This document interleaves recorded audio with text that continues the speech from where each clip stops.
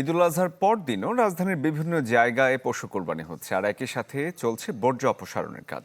কোরবানির বর্জ্য অপসারণ কতটুকু হলো, আরো বিস্তারিত খবর জানাতে আমাদের সহকর্মী ইমতিয়াজ মাহমুদ ওয়ারি থেকে আমাদের সাথে যুক্ত হয়েছেন। ইমতিয়াজ, আপনার ক্যামেরাতেই দেখতে পাচ্ছি পরিচ্ছন্নতা অভিযান চলছে। কত সময় লাগতে পারে পুরোপুরি শেষ হতে?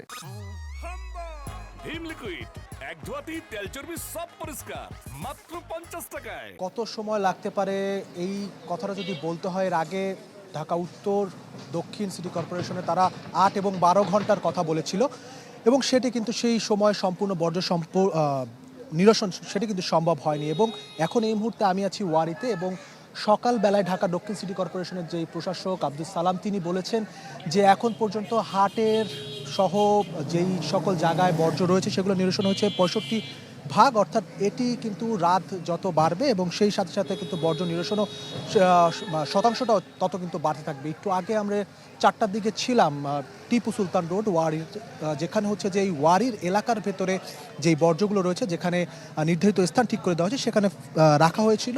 সেখানে প্রায় ১৮টি ট্রিপের মাধ্যমে অর্থাৎ যেই পিক আপগুলো রয়েছে সেগুলোর মাধ্যমে সেই জায়গাটা পরিষ্কার করা হয়েছে, এবং পরবর্তীতে এখন যেখানে আছি নবাব স্ট্রিট, এবং এই জায়গাটায় দুটি নির্ধারিত স্থান ওয়ারির, যেখানে হচ্ছে যে ময়লা রাখার যেই নির্ধারিত স্থান ঠিক করে দেওয়া হয়েছিল সেই দুটি জায়গা কিন্তু নিরসনের বর্জ্য ব্যবস্থাপনা নিরসনের কাজ কিন্তু চলমান রয়েছে।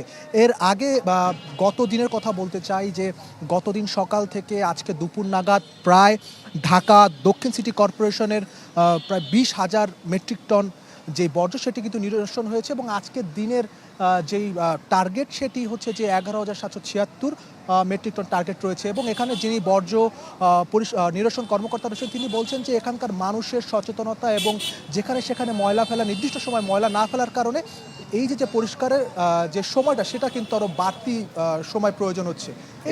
ধন্যবাদ আপনাকে আমাদের সাথে যুক্ত হওয়ার জন্য। দর্শক, ইমতিয়াজ মাহমুদ দেখাচ্ছিলেন পরিচ্ছন্নতা কার্যক্রম চলছে, এখনো শেষ হয়নি।